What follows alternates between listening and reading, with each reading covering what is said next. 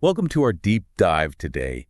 It's all about attention, something we're all dealing with in the modern world, how it's shaped, where it's headed, what does it all mean for us? We're looking at this through a bunch of different lenses, some personal stories we've got, and we're also going to be talking about Matthew B. Crawford's book, The World Beyond Your Head. And just to give you a little taste of what we're diving into today, imagine for a second a world so packed with distractions that even silence becomes a luxury good, something you got to pay for.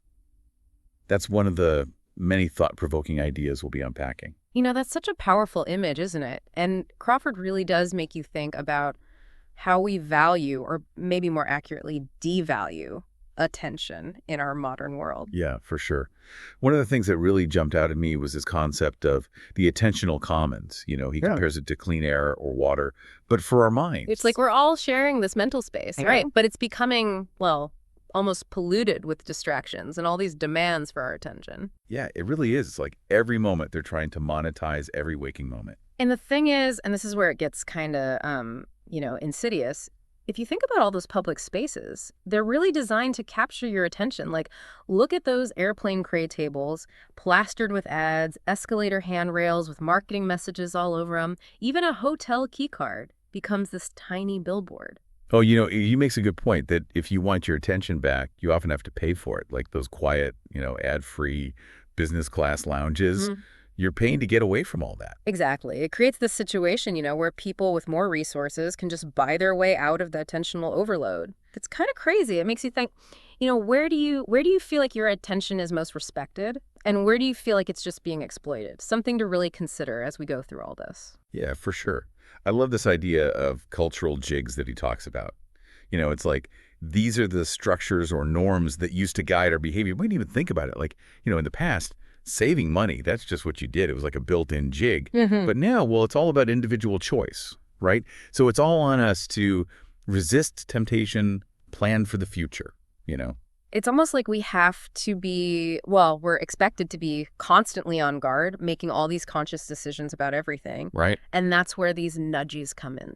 Those subtle ways our choices are actually being shaped by people who, they understand the limits of our decision making. Let's put it that way. Oh, like how you're way more likely to participate in your 401k if you have to opt out instead of opting in. Exactly. You got it. And Crawford's point, and this is important, I think, is that nudges, they can be used for good, right? But they don't really, help us develop character. They just, in a way, they just exploit our weaknesses. Makes you wonder if we're being trained to be more passive in our choices, easier to sway. But let's switch gears for a second here. I want to talk about how Crawford connects all this to our bodies and skills. Oh, yeah. This is where Crawford's writing gets really interesting, I think. He talks about, how our perception of the world, it's not just shaped by our minds, but also by our bodies and skills. He uses this really vivid example of a hockey player licking his hockey stick.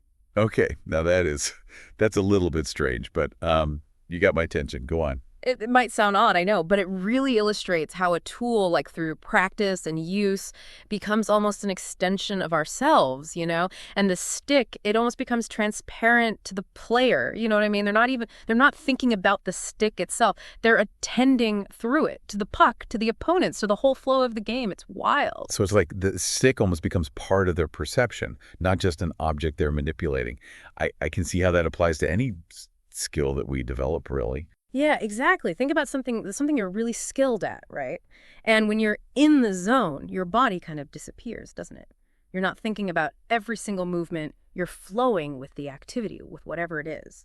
That's attention in action right there. Right. I'm with you. But Crawford also talks about, abstract symbols and how they can free us, in a way, from our immediate impulses, right? I think he mentioned a study with chimps where the ones using numerals to represent treats made better choices than those actually using, real treats. It's fascinating, isn't it? Shows how abstract thinking, it helps us maybe make more rational choices. Like we can kind of put our desires on hold for a bit and think things through, more clearly.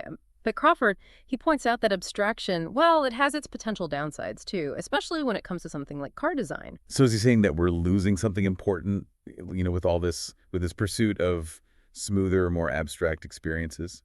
That's exactly what he's getting at. He compares driving like an old, kind of harder-edged sports car to driving a modern car, with all the electronic bells and whistles. In the old car, you feel everything, every bump, every gear change. It's a much more, how would you say, visceral experience. But in a modern car, so much of that feedback is just, it's filtered out. So you're more connected to the machine and the road in the older car, which, I mean, I guess that could be seen as a good or a bad thing, depending on how you look at it. Yeah. Speaking of potentially problematic experiences, Crawford goes into the world of gambling a bit and how those modern slot machines, how they're designed, really, to keep us hooked. Yeah, that's a perfect example of, well, how design can be used to exploit our psychology, and create what Crawford calls manufactured certainty. Think about it. The lights, the near misses, those sounds, they all work together to give us this illusion of control in a totally random situation. It's crazy. I was thinking, too, in Crawford's world, even silence becomes a commodity, doesn't it?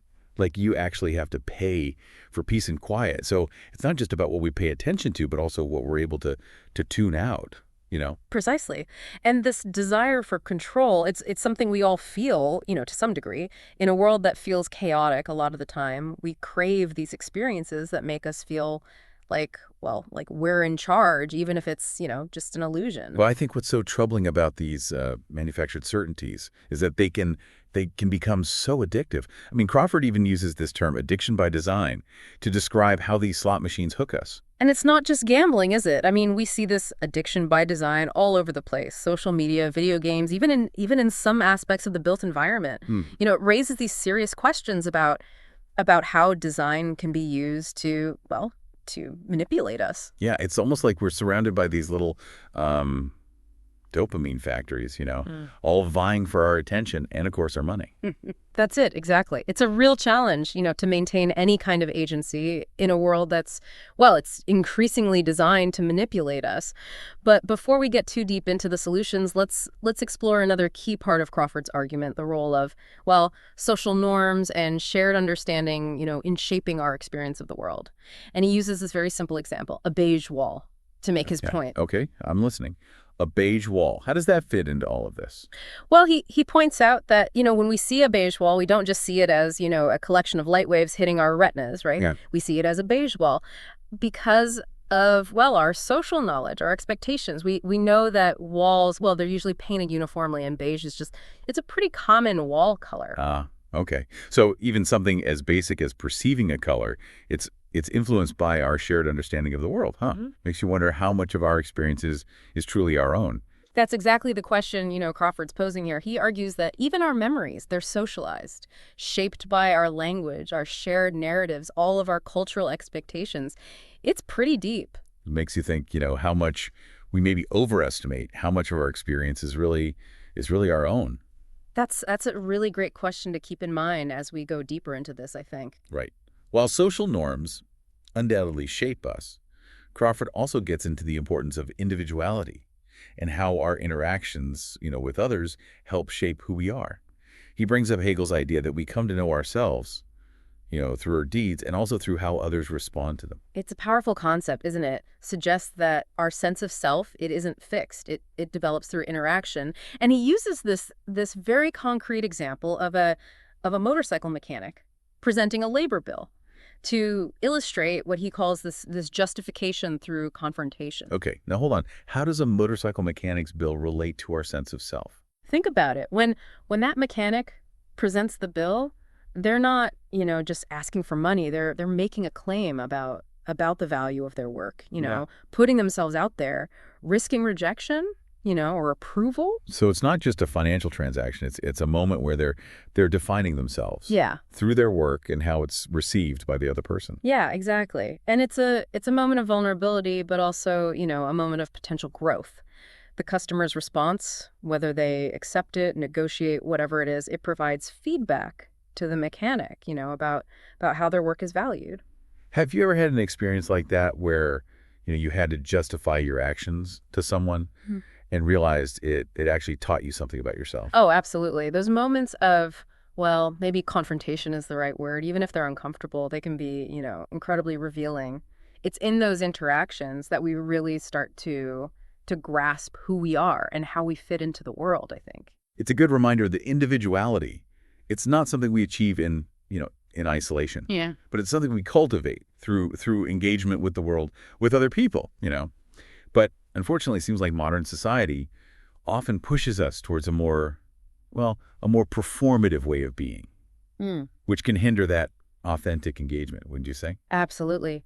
That's where you run into this culture of performance that Ehrenberg talks about. Yeah, yeah. Have you ever felt, like you're constantly on, like always performing for some invisible audience? Well, Ehrenberg calls this the culture of performance, and he says it can make us feel, completely burnt out. It can be exhausting. We're constantly bombarded with messages, about self-improvement, maximizing our potential, achieving all these goals. And while, striving for excellence, of course that's great, but it can become, almost a trap. Yeah. It's like we're always on stage trying to project this, image of success and happiness, which can be, it's got to be so draining. Yeah, it can lead to this disconnect, I think, between our true selves and the personas we feel pressured to present to the world. And that disconnect, it can lead to, well, feeling a sense of emptiness, like not knowing who we truly are. Yeah, it's almost like we've lost touch with our inner compass, you know what I mean? And Right. we're constantly looking for external validation to tell us, who we are and what we're worth. Crawford contrasts this culture of performance with Freud's view of civilization, right? I think Freud argued that social constraints, are actually necessary for shaping the self. He saw civilization as kind of like a bargain, a trade-off between, individual freedom and social order. So we give up some of our individual impulses Mm. in order to, live together peacefully in society. Right. It's a reminder that we're not just individuals, but we're also members of a community. And our freedom, well, it's always going to be limited by the needs of the group. It's a delicate balance. It is. Yeah. And it's something we have to constantly negotiate, as we navigate all the complexities of modern life. It's a constant dance, that's for sure. But before we move on, I'm curious, what are your thoughts on this whole idea of choosing what to pay attention to? Crawford seems to prefer what he calls an erotics of attention. That's a really fascinating distinction. David Foster Wallace, he emphasized the cognitive act of choosing what to focus on. But Crawford's argument, it's that true attention involves this emotional component, like a love or a fascination with the object of our attention. So it's not just deciding to focus, it's more like actively seeking out things that are intrinsically appealing. Exactly, you got it. Crawford uses the example of Wallace's what he calls generous imaginings in the supermarket checkout line. To cope with his impatience, Wallace would make up these elaborate backstories for the people ahead of him. But Crawford says that's more about imagination than, true attention. It's like a way of escaping the boredom of the moment rather than actually engaging with it, huh? Exactly.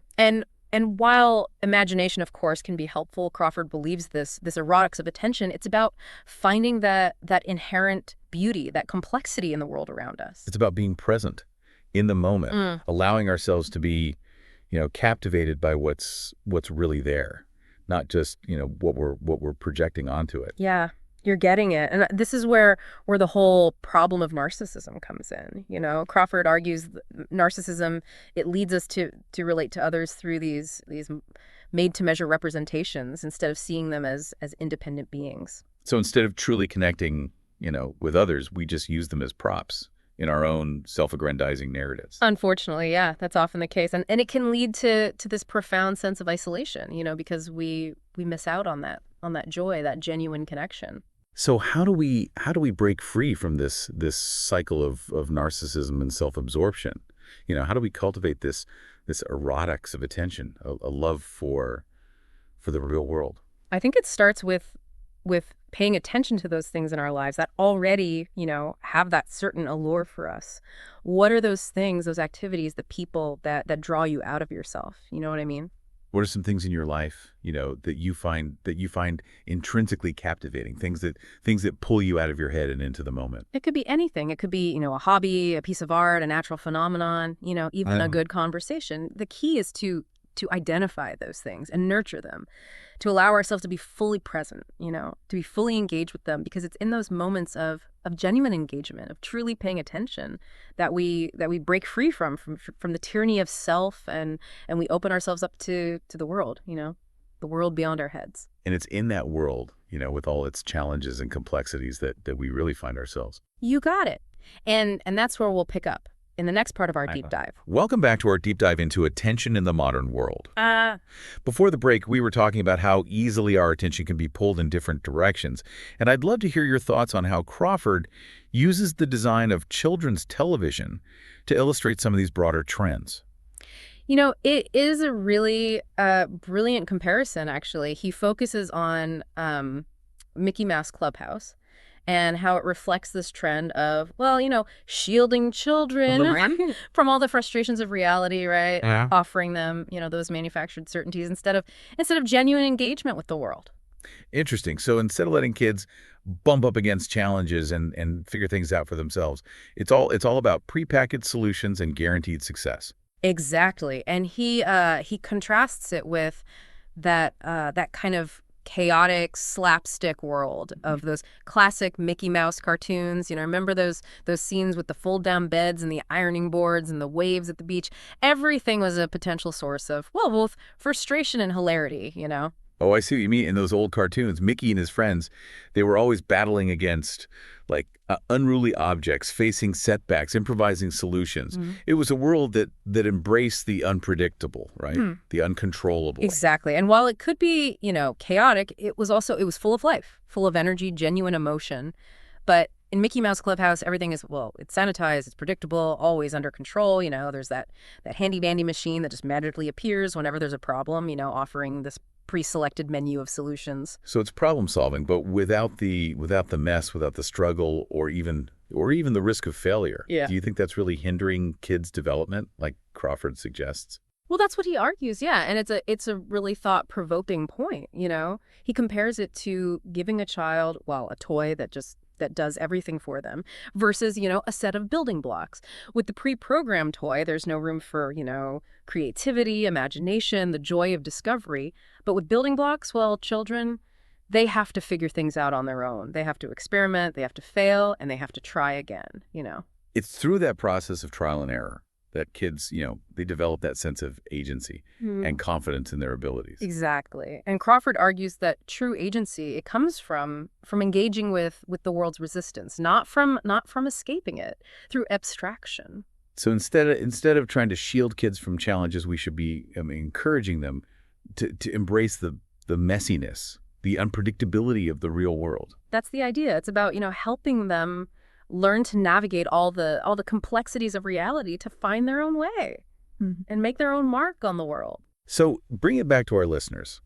What are some ways that, that we can encourage children to develop that love for the real world with all its, complexities and imperfections? I think the most important thing is exposure, encourage them to play outside, to get their hands dirty, to build things, explore their surroundings, let them experience the joy of creating something with their own hands, overcoming a challenge, discovering something new. It sounds like it's about fostering that sense of adventure and curiosity, right?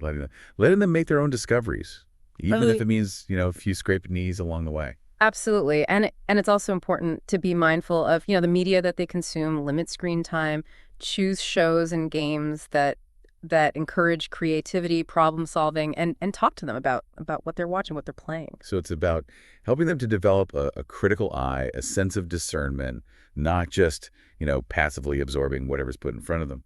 Exactly. And most importantly, we have to model those behaviors ourselves, right? If we want our children to embrace the real world, we have to embrace it ourselves. Show them that it's okay to get messy, to fail, to struggle. Because it's in those moments of struggle, that we learn and grow the most. It sounds like the key takeaway here is that true engagement with the world, the kind that leads to, genuine learning and growth, it requires a willingness to embrace challenges, setbacks, even a bit of chaos. Right, that's a great way to put it. And it's something to keep in mind, I think, as we continue exploring, all these ideas that Crawford presents. So let's take a step back for a second and recap what we've learned so far in our deep dive into, attention in the modern world. We've explored how our attention is shaped by design, by technology, social norms, and even our own desire for control. We talked about the attentional commons and how it's becoming increasingly monetized, exploited. We discussed the tyranny of choice and the rise of those nudges that subtly shape our decisions. And we delved into the idea of embodied perception, exploring how our skills actually shape our experience of the world. We talked about the power and the limits of abstraction and how the pursuit of manufactured certainty can sometimes lead us astray. We also discussed the importance of social norms and shared understanding. Yeah. In shaping our experience of reality. Yeah. And we saw how true individuality, it emerges not in isolation, but through our engagement with the world and with other people. But the question remains, how do we navigate this increasingly complex and distracting world? How do we reclaim our attention? How do we cultivate that erotics of attention, that love for the real that we were discussing earlier? That's the $1,000,000 question, isn't it? Does Crawford offer any solutions? Well, he doesn't offer any, easy answers, no step-by-step guide, but he does offer some valuable insights or provocations. Such as? Well, he encourages us to be more mindful, I think, of the forces at play, to be more critical of the manufactured experiences that are constantly being offered to us, and to actively seek out, those things that truly engage our attention, our passions. He reminds us that true agency, it comes not from escaping the world's resistance, but from embracing it, right? It's about learning to grapple with the complexities of reality, to develop our skills, to hone our judgment, and to find our own unique way of being in the world. Mm-hmm. This brings us to one of the most powerful ideas in Crawford's book, this idea that true freedom, it comes not from being free from constraints, but from mastering them. He uses that example of the organ makers he profiles in the book. They find their creativity energized by the traditions they inherit.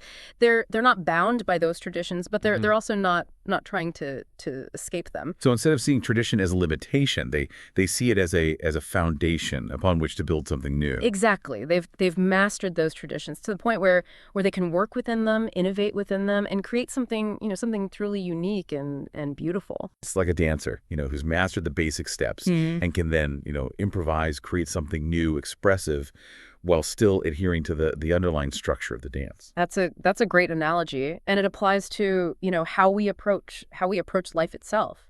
We all inherit certain constraints, right? Our bodies, our families, our cultures, our histories. But those constraints, they're not limitations. They're the very things that make our lives meaningful and unique. It's in that skillful, loving engagement with those constraints that we find our true freedom, our true selves. Yeah. And that applies to, to our encounters with things as well as our encounters with other people. You're absolutely right. We're not just isolated individuals, we're social beings. We live in a world, shaped by relationships, shared understanding, mutual recognition. And it's in those relationships, in those moments of genuine connection that we find our deepest sense of belonging, of purpose, and of joy. So as we wrap up this part of our deep dive into, attention in the modern world, I want to leave you with this thought. Perhaps true freedom, it comes not from being free from constraints, but from mastering them. Like the organ makers who find their creativity energized by the traditions they inherit. We can find our own agency in that skillful, loving engagement with the world as it is, both in our encounters with things and with other people. Welcome back to the final part of our deep dive into the world beyond your head. As we've been talking about attention, one thing that keeps coming up for me is this idea of resistance. It's really central to Crawford's work, isn't it? He argues that engaging with resistance, whether it's a physical object or a challenging task or even another person's perspective, it's crucial for developing real agency and skill. Yeah, like that saying, smooth seas don't make skillful sailors, right? It's when we face adversity that we truly learn and grow. Exactly. And Crawford, he uses the example of, riding a motorcycle to illustrate this point. Unlike a car, a motorcycle, it doesn't isolate you from the environment. You feel the wind, the bumps in the road, the shifting weight of the bike. You have to constantly, adjust and adapt to maintain control. So it's a much more active and engaging experience than driving a car, huh? You're not just along for the ride. You're an integral part of the process. Precisely. And through that process of, constant adjustment, you develop this heightened awareness of your surroundings, a deep sense of embodiment and this feeling of mastery that comes from having earned it. It's not just about being in the world, but about being attuned to the world. Right. Right. Being responsive to its demands. Yeah, you hit the nail on the head. And that responsiveness, it requires this particular kind of attention, one that's not just, focused, but also open and receptive to the unexpected. So it's not about narrowing our focus, like to block everything else out, Yeah. but about cultivating this broader awareness. Exactly. Think of it like the difference between, staring intently at a single point and having this wide, soft gaze that takes in your whole field of vision. With a narrow focus, you might miss crucial details in your periphery, but with an open gaze, you're more likely to notice those subtle cues, the shifts, those unexpected moments that make life so rich and unpredictable.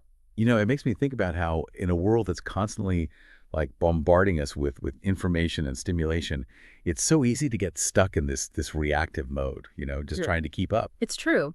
But Crawford, he reminds us that we can cultivate this, this open, receptive kind of attention through practice. It's about learning to be present in the moment, letting go of our preconceptions and allowing ourselves to be surprised by what we encounter. It's about meeting the world with curiosity rather than judgment. Hmm. Approaching each moment as this opportunity for discovery. That's a beautiful way to put it, and it circles back to that idea of the erotics of attention that we discussed earlier. It's about finding that joy and meaning in the act of paying attention itself. In engaging with the world in this deep and meaningful way. So it's not about seeking out distractions or trying to escape reality, but about finding those things, those activities, those people that truly captivate us and draw us in, and that looks different for everyone, right? Absolutely. What matters is that we find those things that nourish our souls and make us feel truly alive. And as we wrap up our deep dive into the world beyond your head, I encourage you to take some time to reflect on your own relationship with attention. Where does your attention go natural? What are the things that truly captivate you? What are some ways that you can cultivate this erotics of attention in your own life? That's a great suggestion. Yeah. It's so easy to go through life on autopilot, but Crawford's work, he reminds us that we have a choice in how we direct our attention. It's a precious resource, the currency of our experience, and it's up to us to decide how we spend it. Well said. So choose wisely and keep exploring the world with curiosity and an open mind. That's all for this deep dive. Thanks for joining us.